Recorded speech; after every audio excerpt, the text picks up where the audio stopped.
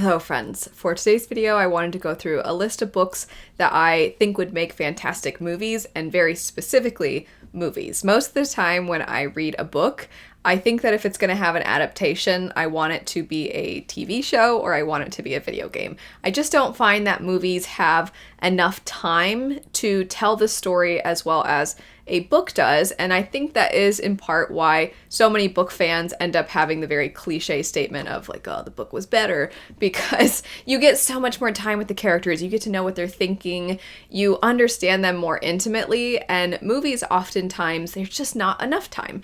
And so I wanted to a little bit challenge myself. I'm also very picky when it comes to movies, but I wanted to challenge myself to find some books that I genuinely think would make fantastic movies. The first one I want to start with, I give credit to so many other reviewers because they said this first. I just happen to very strongly agree that this would in fact make for not only a great movie, but specifically it'd be great if it were in the style of Studio Ghibli, and that would be The Girl Who Fell Beneath the Sea. This story follows a young girl who, her brother, his love, is going to be sacrificed to a sea god in hopes that it will squash the sea god's anger. It will finally make him feel happy. It will make him stop raging, because his rage results in natural disasters that affect humans. And so every time that a woman has been sacrificed in the past, it has done nothing. It doesn't solve anything. And so they keep hoping that the next girl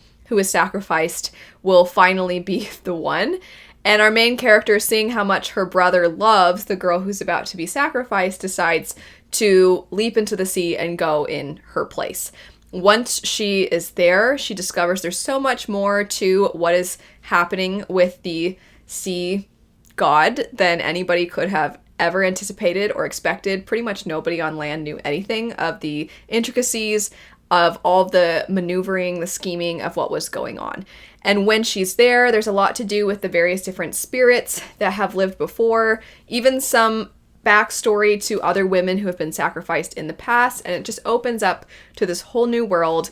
And I just think so strongly that Studio Ghibli would do such a fantastic job with this concept. I think the animation style would also be suited really well for the way that this world is described. One of my favorite things about this book is the descriptions and how lush everything felt. It just felt vivid even though it was in book form. And the writing was quite pretty, and I think that would translate well to the screen. So I definitely would go and see this if it became a movie. And also, it's just a standalone, so I could definitely see the story being done well, because there's not so much you need to get through and thus cut in order to put it as a book. Or excuse me, a book into a movie. After that, we have one that I feel like I'm cheating a little bit because there's already a movie that exists that sort of inspired this book, and that movie was originally based off of a book. So it went from a book to a movie, which inspired a book, and now I'm like, oh, it should be a movie, so it feels like cheating. But it would be great, and that would be Tress of the Emerald Sea. This was, I'm sure a lot of you know, inspired by The Princess Bride. Sanderson has talked about the origin of this being that he was having a family movie night with his wife and kids, and they were watching The Princess Bride, and they were all having a good time, and his wife's like, I really like this movie, I just wish that Buttercup had more agency, that there was more for her to do. And that kind of made Sanderson have this idea that he wanted to write this story that was basically what his wife had wanted from The Princess Bride, and so he dedicated it to her, which is already so sweet. And the story feels very adventurous and very fun, and it feels exactly like the kind of thing that you would sit down and enjoy with the whole family, with your kids, with your friends. You could just sit by yourself and watch it to make you feel happy, and it, even though it would be a new version of this story, it would make you feel nostalgic, I think, in a lot of ways, because it is reminiscent of that kind of silly, fun, happy sort of feel that The Princess Bride has. And on top of all of that, I do think that The Princess Bride is great, and it's super fun to continue to watch, especially with family movie nights. But I could also see this being such a fun, new thing to have with your family where you all see it for the first time together. It's almost like The Princess Bride of the next generation. I think it would be really fun too if you wanted to do a double feature and watch them back to back and then compare and contrast and just, I don't know. I think it could be so fun. I'm like getting excited at the idea of this being a movie and watching it, and I could just, less than visualizing it, less than seeing it as a movie, I can more so imagine how I would feel watching it, if that makes sense. I just imagine it would be absolutely delightful and so, so joyful. And that is the perfect way to describe the next one. So many a time when I have brought this book up, it doesn't help that there's a gingerbread man on the cover, so I think this is part of it. But many a time when I have described this book, I have said that it's silly in a similar way to Shrek. And that would be A Wizard's Guide to Defensive Baking. This is by T. Kingfisher, who in everything she writes, I find has a fantastic authorial voice. Everything is always very cheeky, very funny, even when the subject matter is rather serious. It makes her adult fairy tale-esque books feel like grim fairy tales. It's well suited for horror, but at the same time, it kind of creates a coziness to her horror stories, which makes them more palatable, I'd say, and accessible for people like me that are super pathetic when it comes to watching or reading scary things.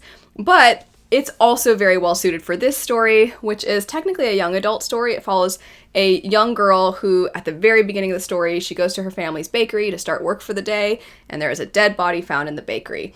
And our main character has some magical abilities, and they seem pretty useless in the way of defending the city or helping with solving crimes.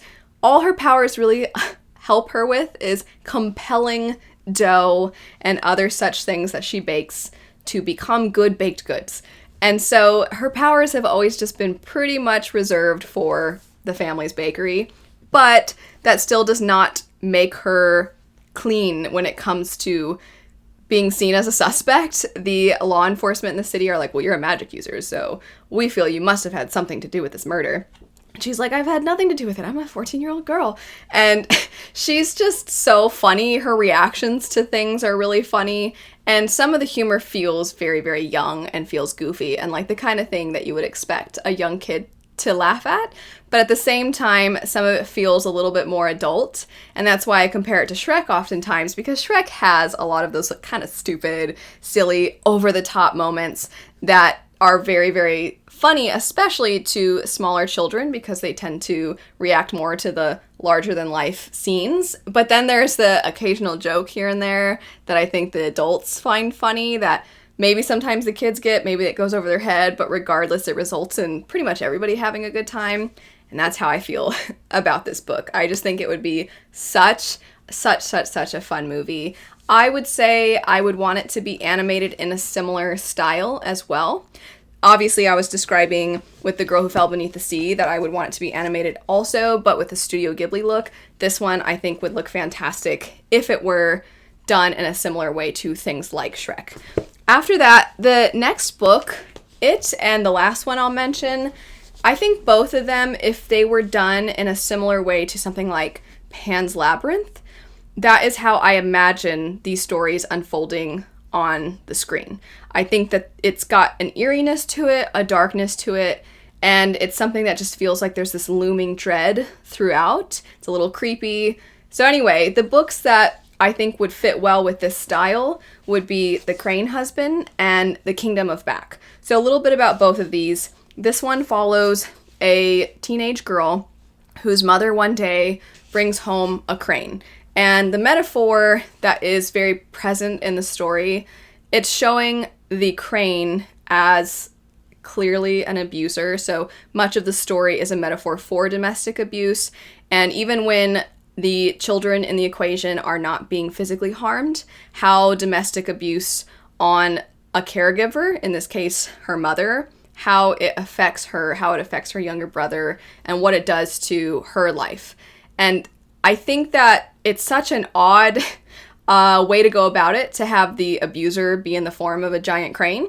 But I also think there's a lot to be said as to why that decision was made, why we're putting it in this format. I also think you could make this story very easily a rated R movie if you wanted, but if you are trying to show this more difficult content in a way that makes it so that younger audiences can be exposed to it without necessarily having to see all of the gruesome details, you could put that in. It could be really hitting the metaphor, or like I said, if you want it to be more for an adult audience, you could go about it that way. You could kind of show, because the crane does leave marks on the mother, and you could show that a lot more, I would say, if you're looking to put it for a more mature audience. So there's different ways you could go about it, but I thought it was done so exceptionally well, and I think that it would translate well to the screen. I just think you'd have to go about it with a lot of care.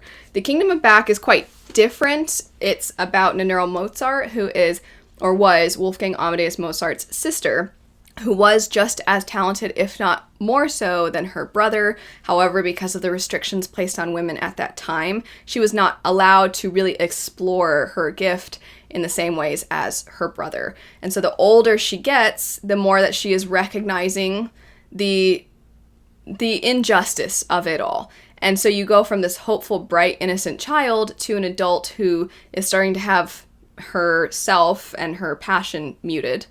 And the way in which this is depicted is through the Kingdom of Back, which was Marie-Lou took the actual Kingdom of Back that the Mozart siblings invented when they were children and they were traveling. They had this make-believe land that they were the king and queen of, and what Marie-Lou did was she took that idea and she made it almost Narnia-esque, where they go to this place, and it's very magical realism centered, where you don't actually know if this is in her head or if it's actually happening. And as she's getting older and as things are becoming a lot harder in her life, the dark realizations start to manifest themselves in her make-believe land. And so you're starting to see what used to be very magical becoming much more sinister. And so that's why I compared both it and The Crane Husband to something like Pan's Labyrinth. I think both of these would be best if you had live action, but with some incredible special effects. I think it could be done really, really well. I think if one were to be animated, well, they both could work either way. Those could go in either direction. But regardless, that's it for some books that I think would make fantastic movies. I do have a list of some other books that I think would make great movies, and they're pretty darn different from the ones on this list. These ones I thought went well together because they either all felt like they could be animated, or there was something to them that the magical realism part of it, or just some of the abstract nature of some of them, or the slightly absurd nature of some of them, I thought made them go well together. But I would love to know, what are some books that you think would make fantastic movies? Thanks so much for watching. I hope you have a lovely rest of your day, and I'll see you later. Bye.